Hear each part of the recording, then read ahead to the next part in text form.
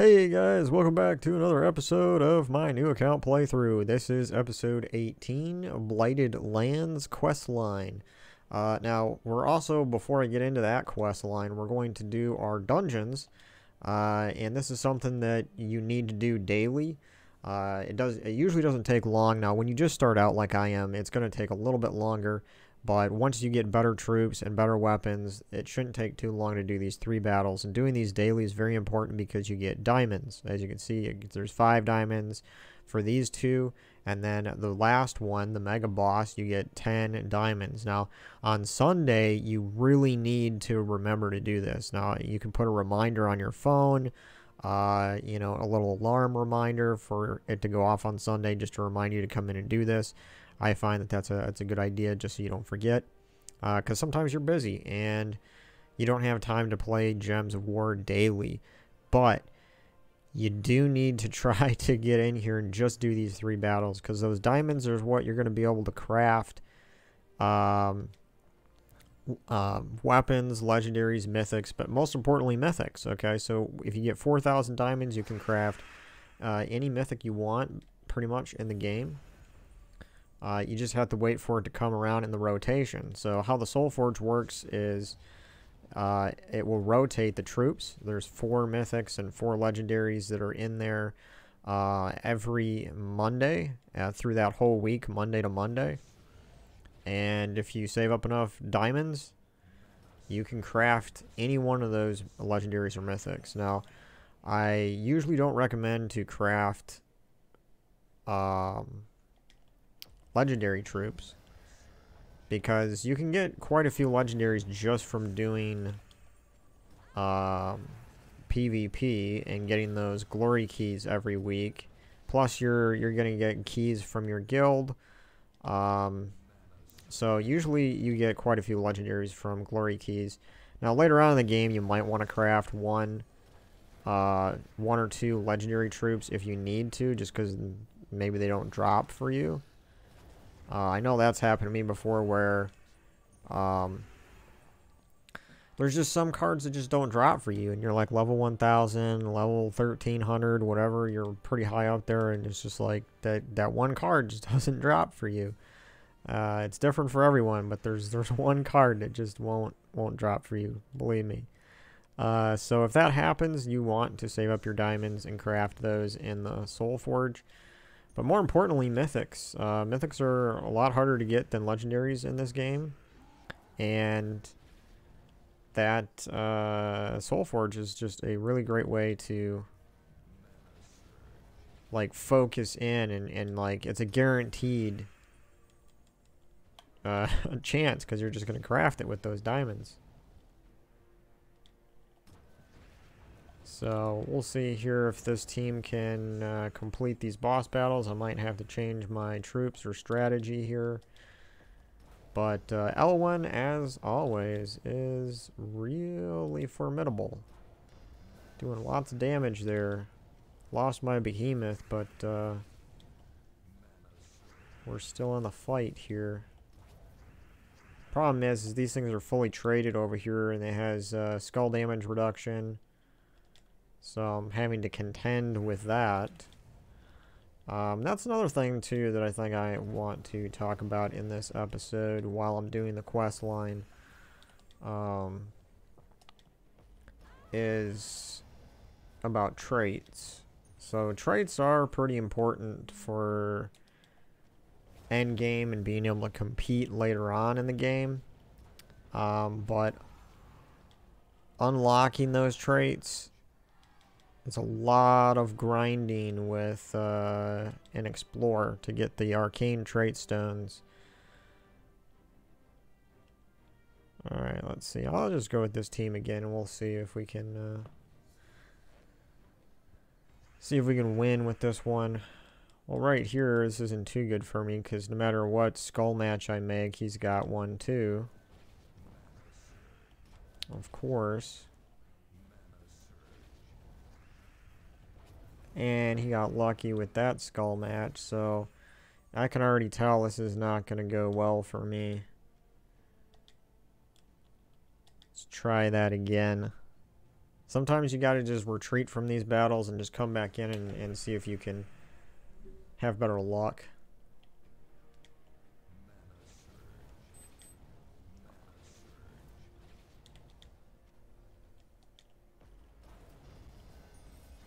Perfect. Yeah, see, that was a lot better right there. The luck is with me on this one. Then we'll explode Divinia, which will give life to all my troops.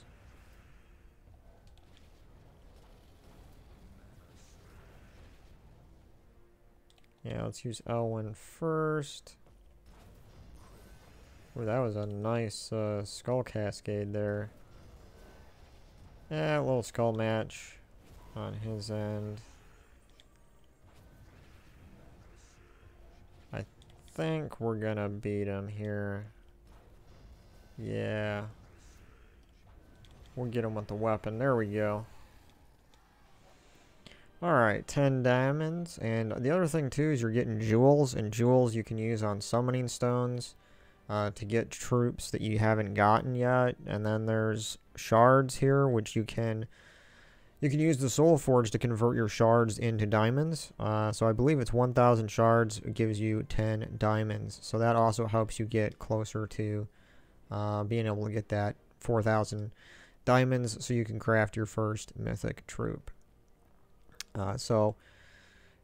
Just to recap really quick here on things that as a new player that you want to be doing daily if you can, and that is dungeons. We just did those 3 dungeon battles. Then you want to check your adventure board, and you want to do these 3 if you can, every single day if you can. Dungeons are a higher priority than the adventure board, but a lot of times in the adventure board you're going to get gems, and gems are very important all throughout the game, but especially early game, because you want to be able to save up 500 diamond or gems.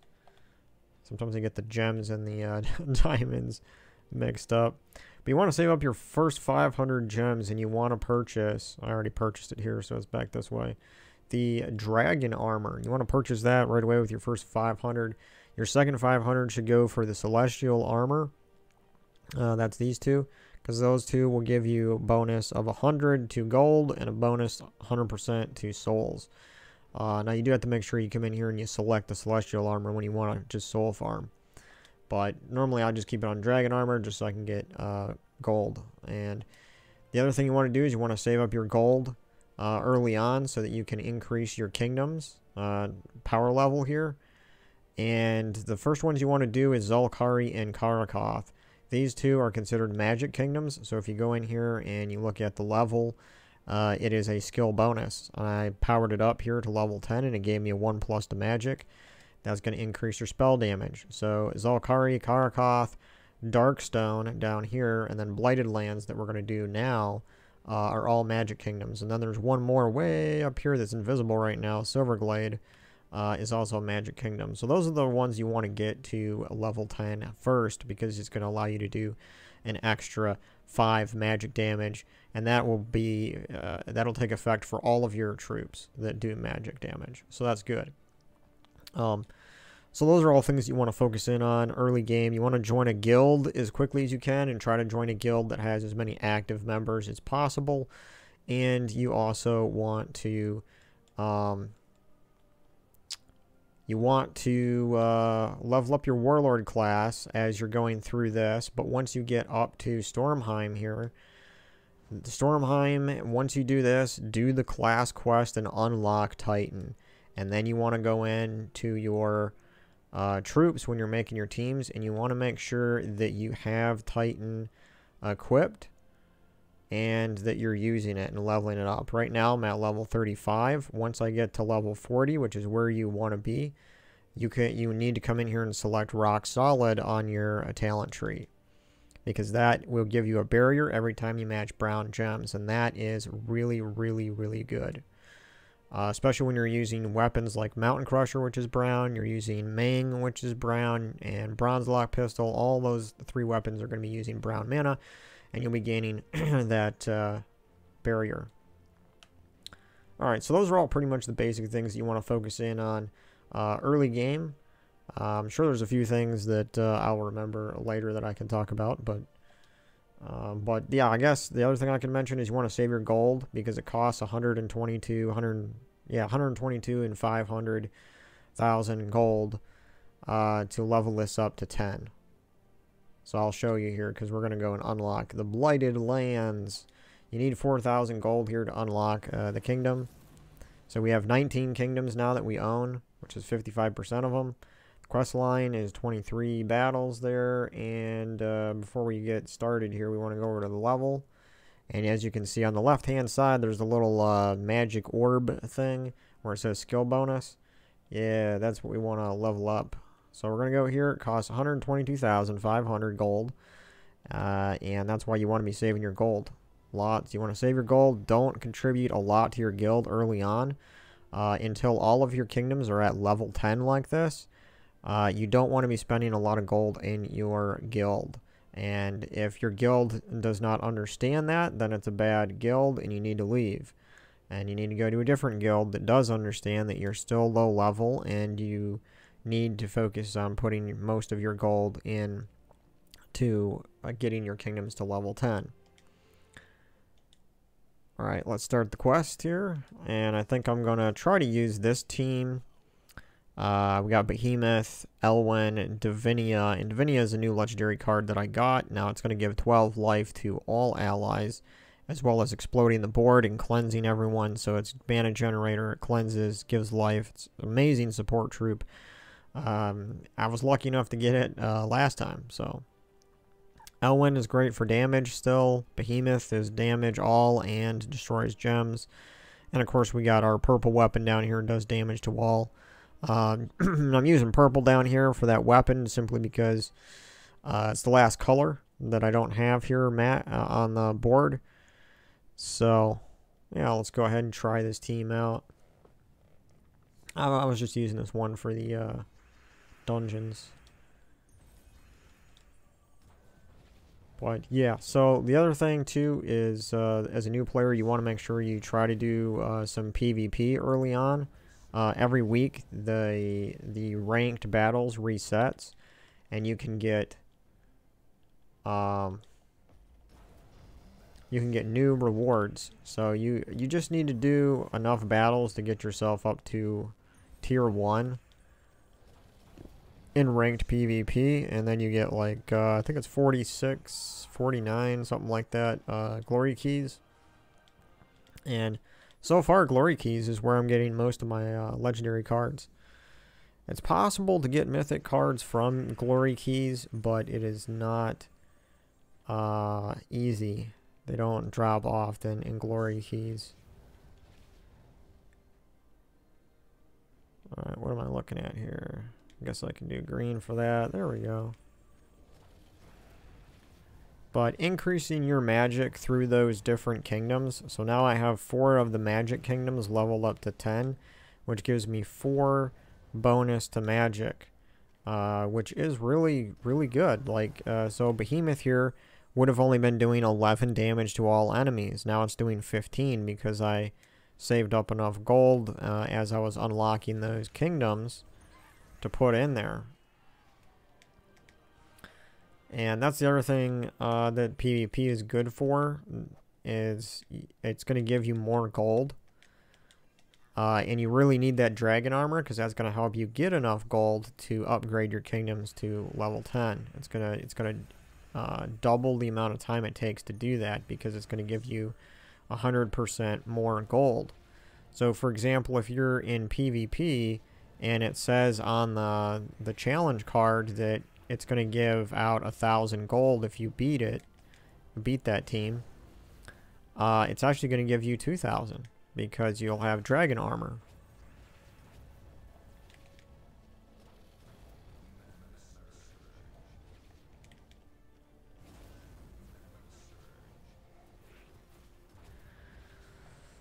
Goblin teams. All these extra turns are annoying that they get, but it's a feature, not a bug.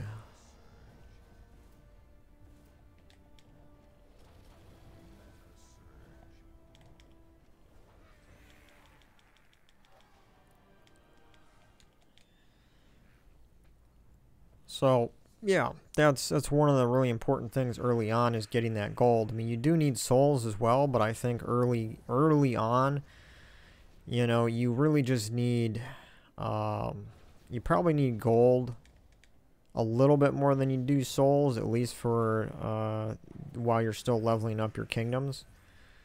I would save all of your souls just to level up the class that you use. So as soon as you unlock the Titan class, you should level it up to max level. Because your hero class is really your strongest troop early game. It really is. Ah, great. All these goblins are just going to get extra turns. Why am I fighting goblins when it's the Blighted Lands? This is a Zygen troop. This is Zygen. That's Zygen. Why am I fighting Zygen kingdom troops in Blighted Lands? That's weird.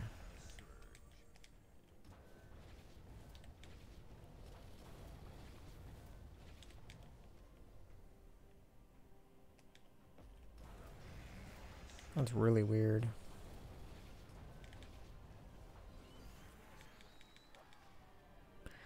And we leveled up 127. Yeah, we got Dragonfire weapon. It'll mana burn an enemy, then burn them. If the enemy dies, transform into a dragon troop. Yeah, that's not really good. Oh, okay, so I guess we were fighting goblins because it was a part of the storyline. I guess that would make sense, right?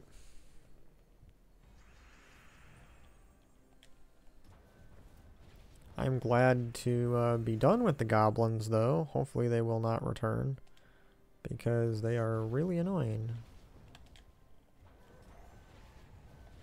They are really annoying. Really annoying.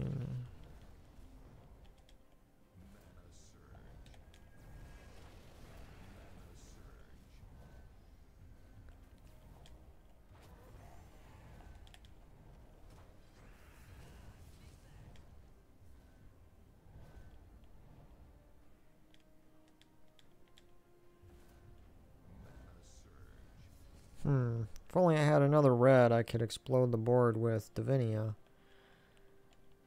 And that's another setup I was thinking about maybe putting Divinia first, ahead of Elwen. But, I don't know. I could try that, I suppose. See how that works out, because we'll have more explosions, but it'll keep Elwen from being powered up. I don't know. We'll do that, maybe. Do I have a banner that's, okay, so I do have double red, yellow. It's gonna hurt my behemoth brown, but, we'll just do that. We'll see what happens, because, the faster I can get explosions going with Divinia, the better, probably. And Elwyn still, got full pretty quick. That's nice.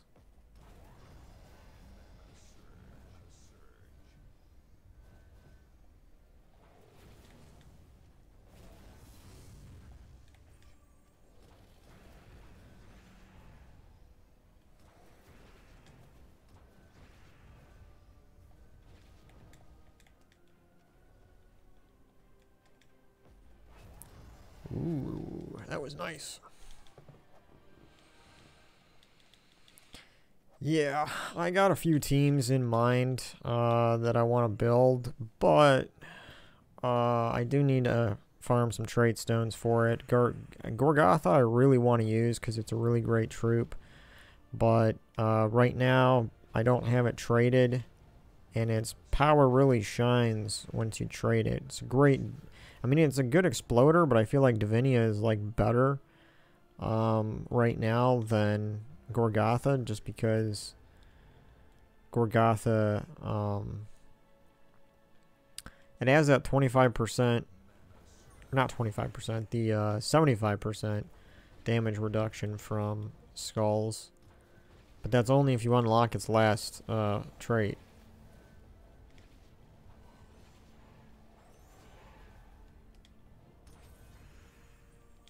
It's only if you unlock its last trait. So it's gonna, the point is it's gonna die a lot quicker if you don't unlock that trait and you use it in the top spot of your team. So right now I'm rolling with Behemoth because it does generate some mana through destroying 12 gems whenever I cast it, and I'm using Divinia as kind of like the mana generator here. Plus it's giving life to everything, which is great. Makes your troop setup so much harder to kill.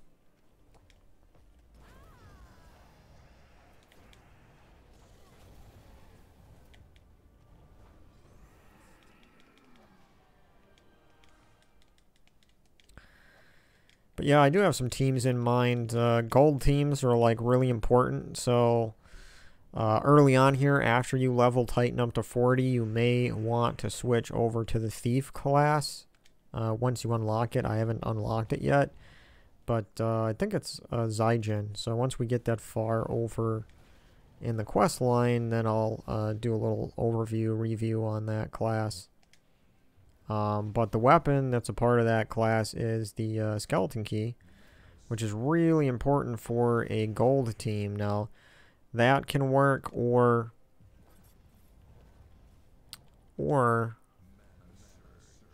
bronze lock pistol works pretty good too in a similar manner.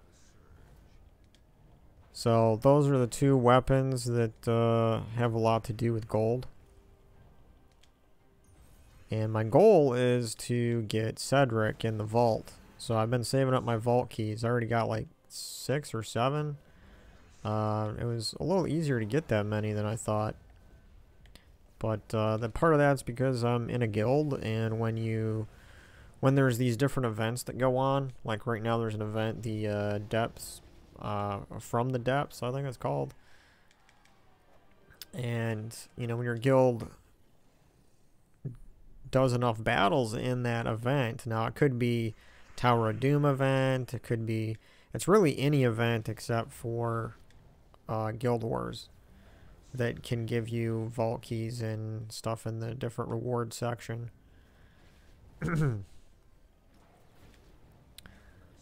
But that's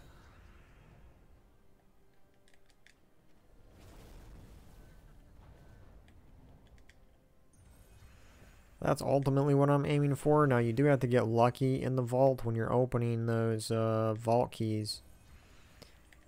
You do want to make sure that you have a team that's powerful enough to kill those gnomes fast enough. Because if those gnomes escape, then you won't get as many rewards.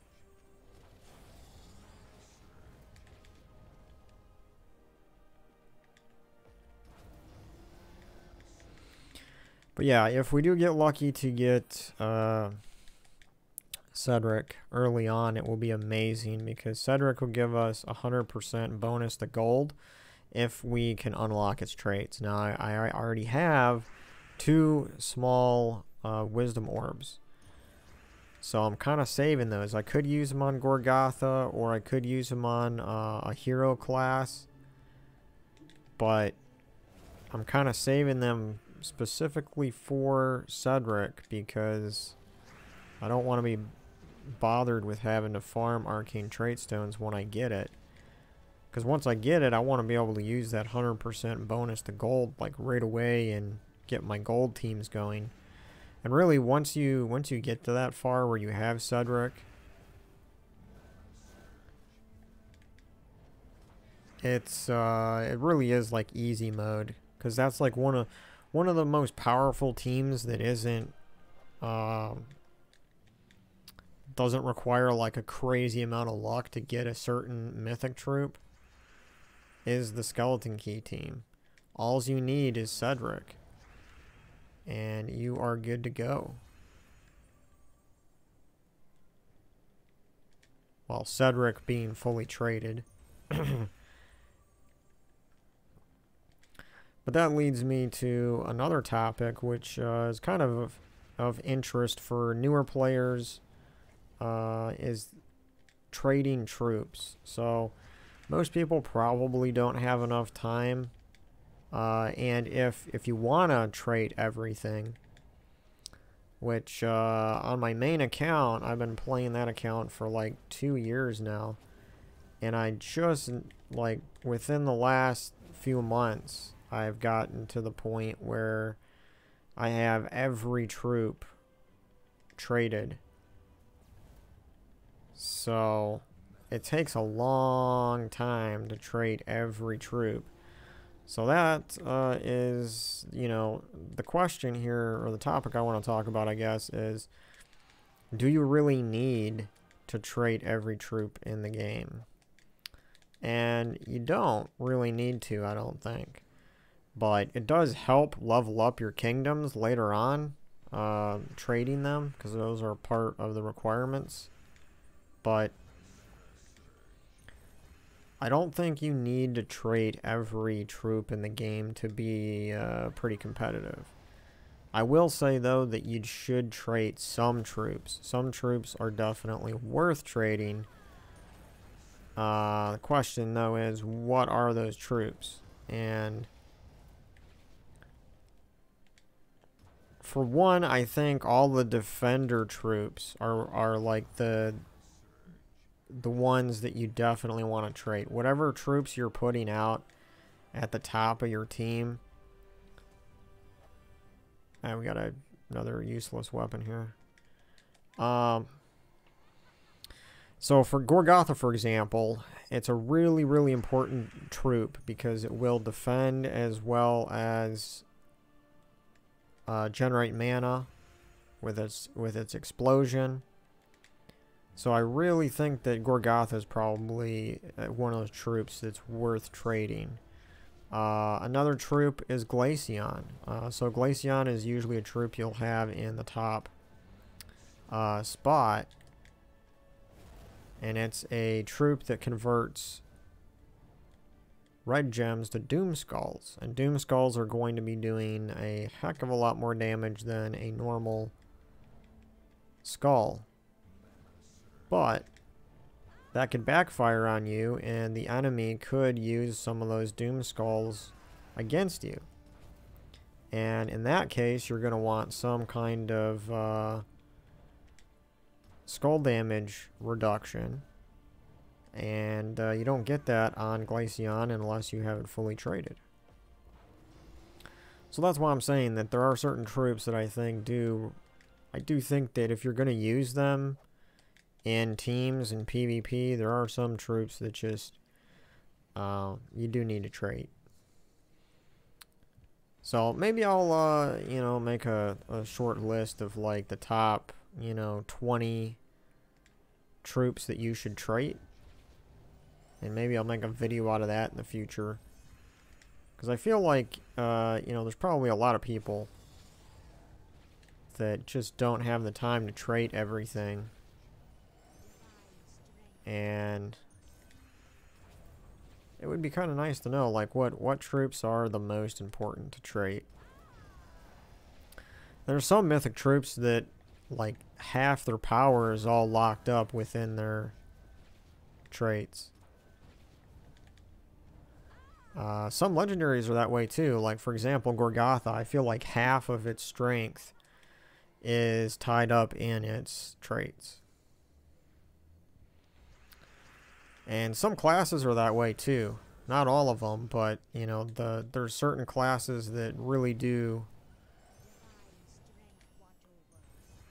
that are really much, much better if they're traded. And Titan definitely benefits from being traded, because it will cause all giant troops to start with 50% mana, and that includes itself as well as all giant troops. So if you're going to build a giant team, they could all start with 50% mana, and there's some pretty good giant troops, especially the trolls. All trolls are giants as far as I know, and they all Some trolls are better than others, but they generally just double a certain color of mana on the board, which can be sometimes way better than mana converters.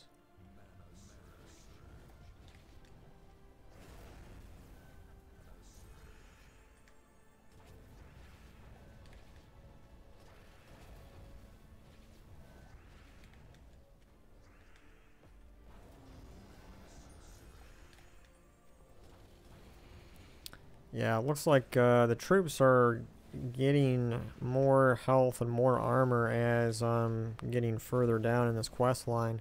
I don't remember this. I don't remember the troops gaining as much health and armor like this back in the day. But they've done a lot of updates in the last 2 years. Because I remember way back when it actually cost us like 50 gems if we wanted to switch a class. Otherwise, we'd have to wait like 24 hours before we could switch our class for free. And that was kind of annoying. So now you can just switch your class whenever you want.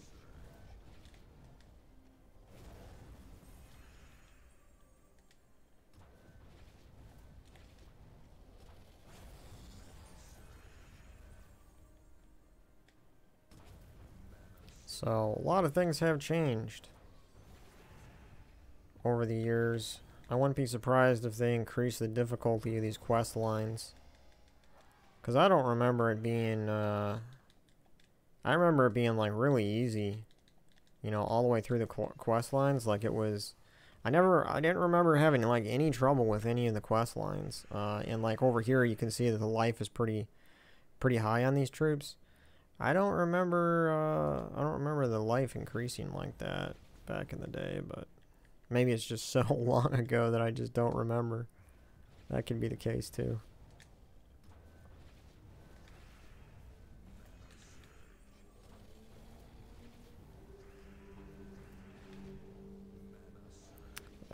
Yeah, we can cleanse our... That's the one good thing about Divinia here, is it's going to cleanse my behemoth up there.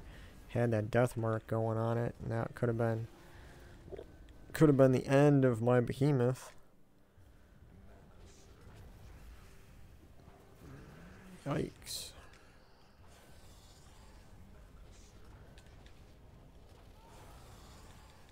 Yeah, that's one of the great things about Divinia is it's a mana generator, it cleanses, and it gives life to all your troops. It's a fantastic legendary.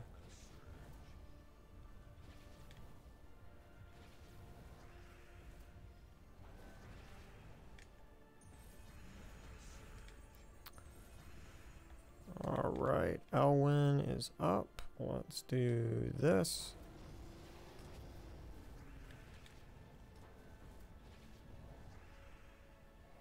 Alright, buddy. I was hoping that wasn't going to happen, but it did. We still got Elwyn, which we can get Elwyn powered up. It will be over for this dude.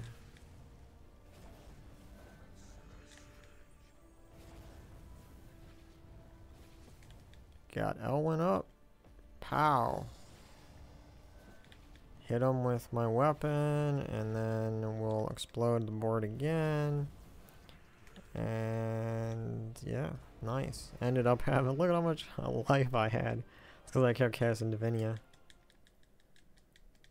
Wonderful.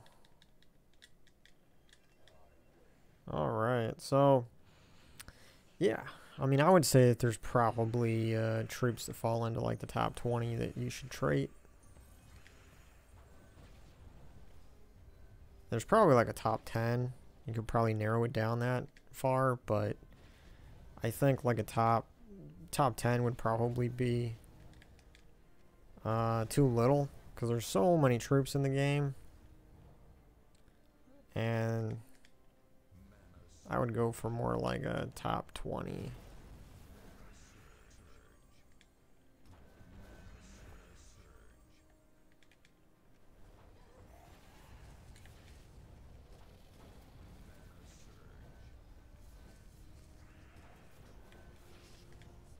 I guess I should get that 4 match first. Wow. We had a nice little skull cascade there. So, yeah, I'll probably do something like that for traits, and we'll probably do a short little video in the future with my little PowerPoint slides and all that stuff. With, like, top 20 troops or whatever that you should trait. Now, some of the classes, too, like, I think that's what I was saying before I got distracted by something, was, classes. I would have to maybe do classes on a different video. Because there's some classes that you definitely should trait. Like, the ones that create storms. The,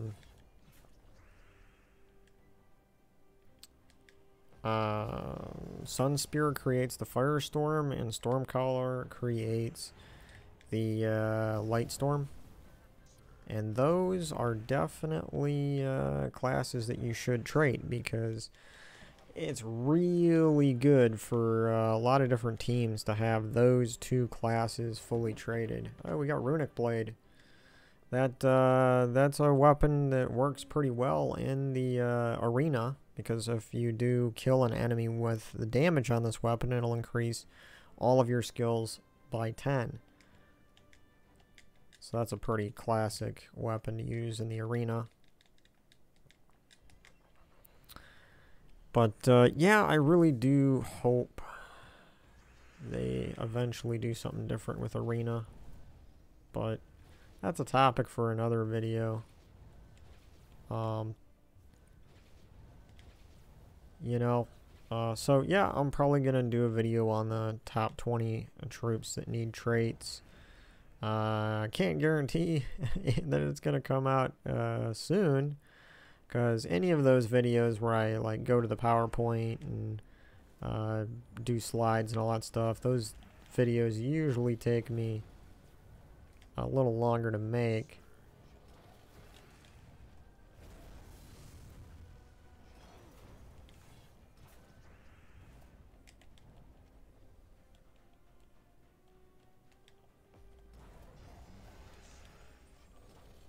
But, yeah, how about you guys, you know, you can post in the comment section below on what troops that you think should be traded. You know, what's your, what troops come to your mind, like, right away that are just need to be traded? And there's some troops that just don't need to be traded at all.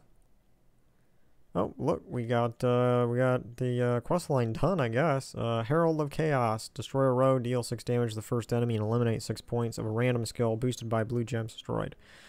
Not a bad troop, but, you know, it's just, that's the other thing. Early game, you want to focus in on, like, just a few troops, level them up, and focus in on those. And obviously, once you get your first few legendaries, you want to make sure that they're decent legendaries, that they're going to be doing damage for you, or really good support legendaries like Divinia. And then you want to invest your souls into those troops, level them up as high as you can. So we're going to go ahead and unlock the Diabolist class. And I don't think the Diabolist class is really that great. I wouldn't try to focus in on it. There's a lot of other classes that you should focus on early game besides this one. But we're going to unlock it anyway, because it's nice to have options.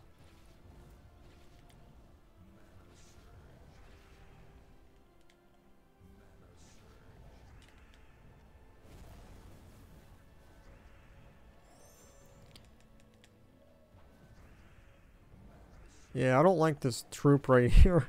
This Wall of Tentacles is a nasty troop. One, it reflects 25% of skull damage.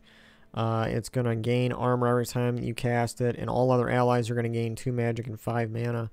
So it's a pretty destructive troop. If I can kill that thing quick, it would be a good idea, but I can't really. There we go. The thing with Elwyn is you really can't, like, target a specific enemy that you want to eliminate.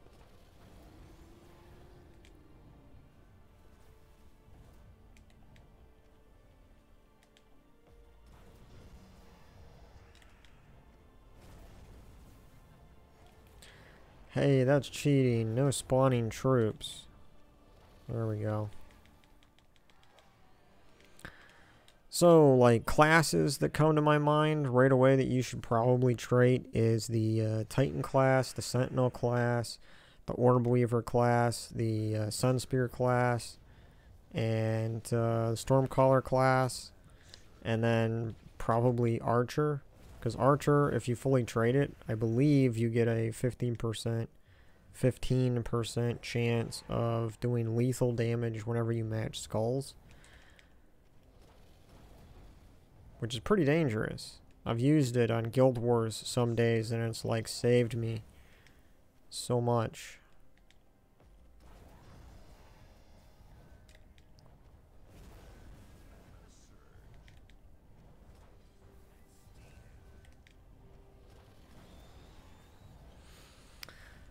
And one of the things that I like to do when I'm building teams is you really got to make sure that you have a way to generate mana, because if you're just relying on matching the gems out here, you might win battles, but you're not gonna win them as fast.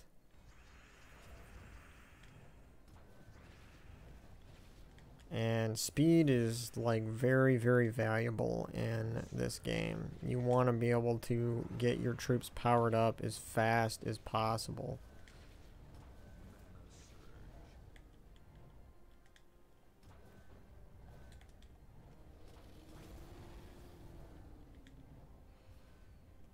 And of course, see now, Divinia, I'm talking about traits. Divinia is one of those troops that I would say is definitely a must trait, because if I had Mana Shield here, I would be immune to Mana Drain, which is exactly what that troop just did to me. So this is a troop that I think is a must needed trait troop.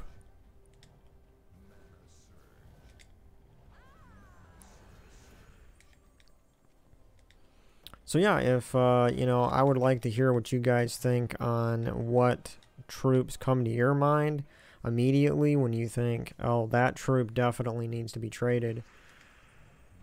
You know, because there's some troops that just really don't. I mean, they're even mythic troops. There's some of them, like the Wild Queen, for example. I don't really think there's anything special that she gets in her traits that's going to make her any more powerful than without traits.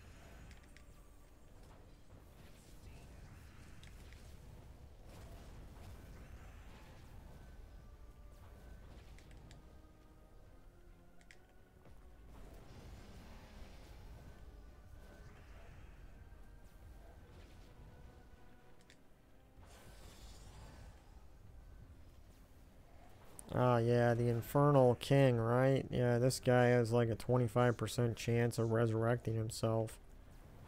Not today, though. Alright, so that's it. We got the class, the Diabolist class.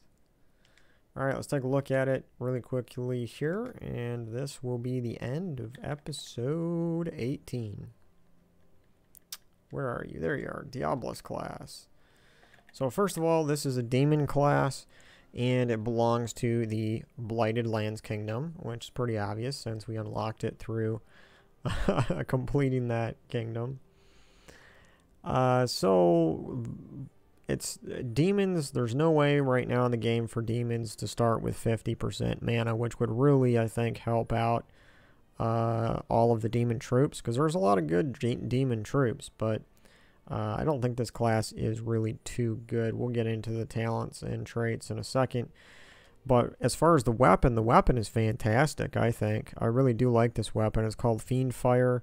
It deals damage to all enemies boosted by demon allies, and then it will curse and burn all enemies. Now, burning is really good early on, because you will burning will take 3 damage, will do 3 damage to the enemies, every single turn until they recover from it, until they get cleansed of it. And early game, the life is going to be less than in later game, so burning is really good early on. But later on, once you get a class like Warlord, if you get that one up to level 100, you get a talent called Fireblade, and if you equip that, you can do triple skull damage to any enemy that's burning. So a weapon like this would be really great to equip with a class like that, because it's going to burn all enemies, and that first enemy would be burned, and then you do your triple skull damage to it. Now, the other cool thing about this weapon is that it curses the enemy, which even if an enemy has traits that says it's immune to devour, if it's cursed, it can still be devoured. So that's really, curse is really useful in that sense. So the weapon is actually good for this class. The bonus magic is purple for it, and let's go take a look at traits. So here we go. We got traits. I don't think any of these are really that amazing. You have enemy gem masteries, which just it lessens their chance to get a mana surge, I think. It's nothing really amazing. And then Hellsteed here, the last one, 25% chance to summon a nightmare when an ally casts a spell. Now, early on in the game, this might be a little bit useful, but I don't think it's as useful as the Orb Weaver class, which has a 35% chance to summon a giant spider whenever you take damage. I think that is a little more useful than this one. But looking at the talent trees, we have the Death, Chaos, and Fire talent trees, which means whenever you see the Fire talent tree, it means that at the end, at level 100 of this talent tree, there will be Fireblade. So you go down here, Fireblade. So this class has Fireblade, and I think there's like 6 classes in the game that do have Fireblade. But I don't think this is the better one out of those. But if you do happen to just level this one up to 100, hey, it's not the end of the world. It's not the worst class in the game. Obviously, Fireblade is pretty powerful, no matter what class you get it on. But let's go up here to the top and just start down. We got nothing really amazing here in the first thing. Demonic Rage, all demons gain 1 attack. Now, it would be amazing if this was 1 attack every turn at level 1, but that's not the case. It's just going to give you 1 attack. That's it. So, nothing amazing. We do have Chill of Death and Dark Hunger. Chill of Death is kind of useful because when you kill an enemy, it'll freeze another enemy, and freeze will keep that enemy from getting an extra turn if it matches a 4 or 5 match that is its color. Steal 1 life from the first enemy when matching purple gems. I mean, that could be useful early game, I suppose, because you're not going to have a lot of life early on. So there's that. You have Fireproof, immunity to burning. And you do have Soul Caller here, gain 1 soul every turn. Now, if you're really desperate for souls, you can equip this talent. Plague Bearer is pretty cool. It'll disease a random enemy on 4 or 5 gem matches. Disease, I don't hear too many people really talk about disease, but I think it's one of the more important negative status effects, because when a troop is diseased, it will only gain half of its normal mana. So if you get like a slight mana surge, or you have a 1+ to a banner, so you're going to get 4 mana instead of the 3 when you do a 3 match, well, it's going to have that, so you only get 2 mana if you're diseased. So disease is pretty powerful in that way. So Plague Bearer isn't too bad. And you have Icy Veil here. You can start an Ice Storm at the start of your battle for the first few turns, or you can start a Firestorm. So you have an option to do those two. 50% chance to summon a Hellspawn when an enemy dies. We have Sudden Doom, which there's only a couple, I think there's only a handful of classes that have this. So create a Doomstorm at the start of battle. Unfortunately, we don't have any troops, any classes that have a Doomstorm like constantly going every single turn. Which, that would probably be too powerful, so I get why they didn't put something like that in the game. But I still think like that would be a cool like mode in the arena. Like if they update the arena and they put like different modes in there, like you can play arena with like a modifier where there's a Doomstorm every turn, or a regular Skullstorm that starts every new turn, and like, I don't know. I think there's a lot of ways that they can make arena more fun than it currently is. But yeah, life siphon here is okay. You steal 2 life from the first enemy on 4 or 5 gem matches. Sudden Doom, you can get a Doomstorm going for those first like 4 to 8 turns. Then here at level 70, you got Deathmark, a random enemy at the start of the battle. Or you can gain 2 magic and attack when you take damage to life. You have Firebringer, gain a bonus red mana. And then, of course, down here at the last spot, the best one is Fireblade. So it's not the worst class ever, but I just think there are better classes than this. However, the weapon is probably the best part of this class, Fiendfire. If you don't mind grinding and explore, you can. Once you get a fast team, like if you get Sunbird and you get his life high enough and stuff, you can go through level 1 explore battles pretty quick, and you can get these 250 wins out of the way with this class equipped, and bam, you get this weapon. But yeah, the weapon's probably worth going for. Class, not really worth upgrading and using that often, in my opinion. But yeah, so that's pretty much it for episode 18.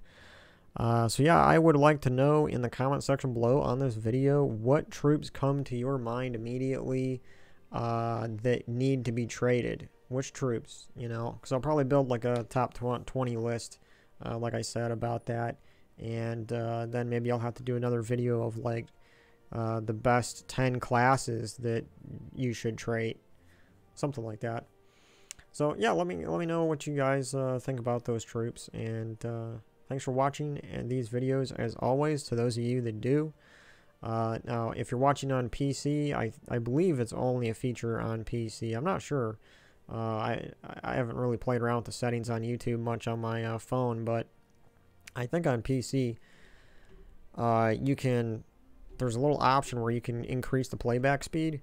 And so if this video, is it's close to an hour now, so you could probably watch this whole thing in like a half an hour if you put the speed on like 1.5. And as long as it doesn't make me sound like a chipmunk, where you can't understand what I'm saying.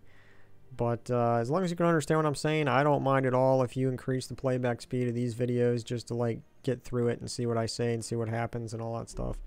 But I appreciate you guys watching these videos and giving them likes and all that good stuff. So I will see you guys in the next episode. Later.